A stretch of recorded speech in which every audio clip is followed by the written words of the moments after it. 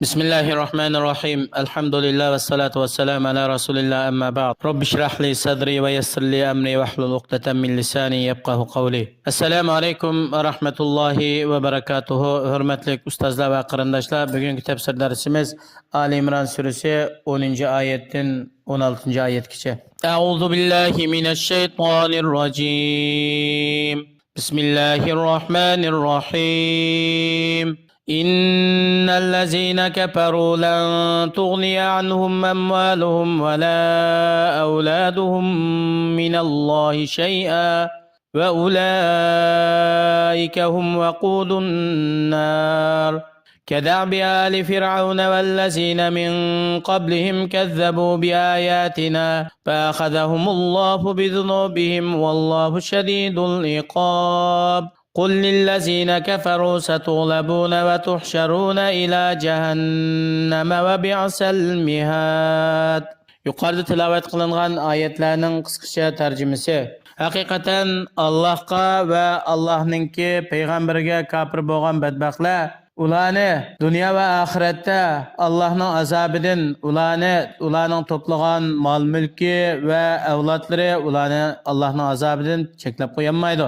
Yuqorqi sifatlangan ashu kofir badbaxtlar bular jahannamning yiqilg'unlari bo'lib, qiyomat kuni ular bilan jahannamga tutruq qilinadi. Bu kofirlarning ishi Allohning oyatlarini inkor qilish, Allohga kofir bo'lishda ilgari o'tgan Fir'avn va shuningga o'xshagan kofirlarning ishlariga o'xshaydi. Ya'ni ilgari o'tgan kofirlarmi o'xshashlar Allohning oyatlarini inkor qilgan, Allohga kofir bo'lgan, bu kofirlarning ishi shu. Tarixdan beri kofirlarning tutmagan yo'llari Allohga qarshi turish, Allohga kofir bo'lish, Allohning oyatlarini inkor qilishdan iborat. Alloh subhanahu va taolo ularni qilgan gunohi sababidan azoblaydi. Ularningki dunyoda to'plagan mol dunyolari va kasb etgan bola chaqa avlodlari ularga hech qanday bir foyda yetkazmaydi. Allohning azobi, ya'ni o'ziga kofir bo'lgan oyatlarni inkor qilganlarga nisbatan qattiqdir. Ey Muhammad sallallohu alayhi va sallam, turli dinlarga e'tiqod qilayotgan kofir badbaxtlarga aytqinki, fatqina mu'minlar sizlarning ustinglardan g'alaba qiladi. Sizlar kofir holatda o'lisizlar. Alloh subhanahu va taolo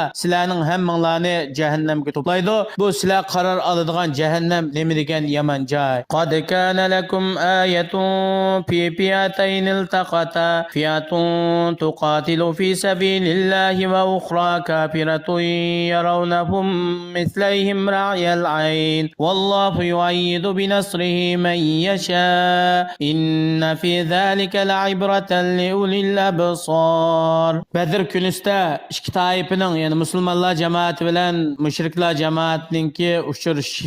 Bunun da sizler için ibret ve hakkını köysüdüğün dalaletler var. Taife yani iki cemaatininki iki guruhunun biri müminler cemaati. Bula Allah'ın elçisi boğan Muhammed aleyhisselam ve onun sahabeleri. Bular Allah'ın kelimesini âli kılış için Allah yolunda uruş kılıvatkallar. Yani Allah'ın kelimesini âli kılış, kafirlarınki sözünü, bayrağını, ulanın şan şerifini yok kılışını ibaret. Yani bir fırka, yani bir cemaat, bular kafirlar, guruhi kafirlar cemaati bulup, bular Mekke kafirleri. Bular Mekke'den fakirlenip, çoğunçuluk kılıp, kişilerge köz kılıp ve Allah'ın Resulu'na asilik kılıp, özününki köplükünü Müslümanlığa köz koyuş için çıkan. Ular hakikaten sancaatda Müslümanlardan gesi köpti. Allah subhanahu ve taala özününki evliyaları, yıkılları boğan müminlerge galbi nusret ata kıldı. Allah subhanahu ve taala özünün xaligan bendelerini galbi nusret ata kılış bilen güçlendirudur. Aşınında sağlam akıl egeleri üçün vaz nasihat ibret var. Bular şunu biledi ki iman ahli üçün boğan galbi nusret gerçi ularning sani az bolsumu Allah'ınki galbi nusreti iman ahli boludu. Mağlubiyet ve Allah'ın azabı kafir batıl ehlik buludu. Gerçi ularning sani köp tayyorligi to'sima. Zuyina lin-nasi hubbush shahawati minan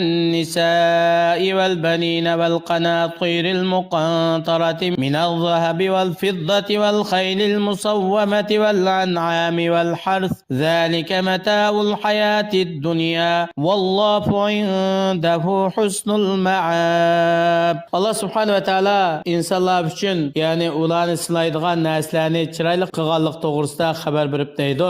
İnsanlarga dunyoninki ko'ngli tatadigan turli shakldagi lazzatlar, masalan, ayollardan foydalanish, bola chaqa, avlodlar, mol mulklar, ya'ni to'plagan oltin kumushlar va nayti isil ot ulag'lar, to'ga, kala, qo'ydan iborat charpaylar, shundaqla buluq o'sgan zal ziroatlar. Bularning hammasi insonlarga chiroyli yo'sildi. Ashuning hammasi dunyoninki manfaatlari. Bular dunyoda ma'lum muddat uningdan manfaatlandi. Ondan keyin bu narsalarning hammasi yo'qoladi. Haqiqiy mu'min uchun undaq narsalarga o'zininki qalbini uningga aloqador qo'yishi loyiq bo'lmaydi.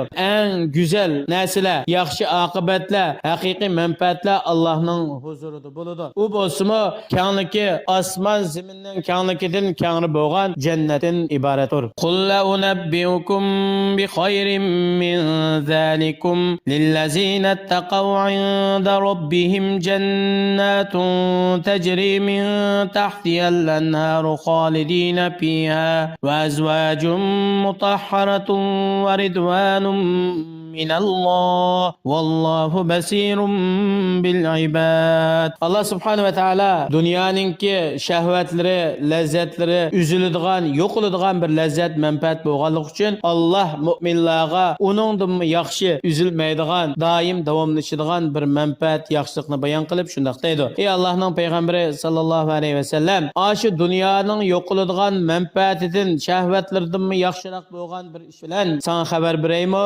Allah haqiqiy taqvodorlik qilgan, Allohning buyurgan buyruqlarini kuchining yeticha ado qilgan, Allohning buyrug'iga itoat qilgan, Allohga asiy bo'lishni tark qilgan, gunoh ma'siyatdan yiroq bo'lgan mu'minlar uchun qasrlarining ostidan dal daraxtlar, bog'larning orasidan sular yiqtiradigan shunday bir isil o'rin bor. Ular u joyda mangu qoladi. Bu yerda o'lim bo'lmaydi, yo'qolish bo'lmaydi. Ular uchun ularga axloqiy yaratilish tarafdan barliq yoqtirilmaydigan ishlardan pok bo'lgan shunday go'zal juplari bo'ladi. Ular shuning bilan turug'liq Allohning roziligiga erishadi. Allah ulardan rozi bo'ladi. Ularga Allah mangu g'azab qilmaydi. Allah subhanahu va taolo bandalarining ahvolini ko'rib turuvchidir. Uningdan hech narsa Allohga maxfiy qolmaydi. Shuning asosan Allah subhanahu va taolo ularni jazo mukofotlaydi. Yuqorida tilovat qilingan oyatlardan ilinadigan foydalar. Birinchisi, kofirlarning mol dunyosi, avlodlari, oila tavobatlari bilan mag'rurlanib qilishi qiyomat kuni ularga Allohning azobi tushgan vaqtida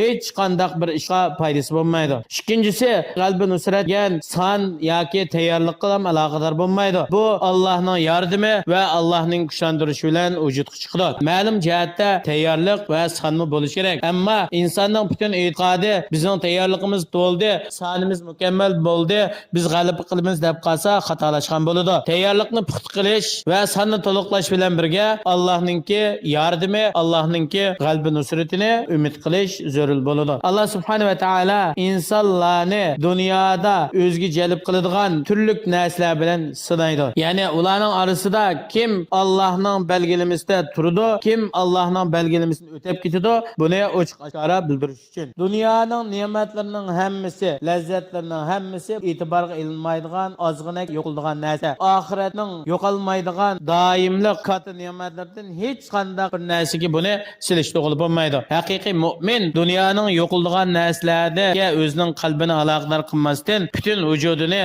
oxiratga mangulik yo'qolmaydigan ne'matga aloqador qiladi. Alloh subhanahu va taolo har birimizni to'g'ri yo'lda mustahkam qilsin. Assalomu alaykum va rahmatullohi va barakatuh.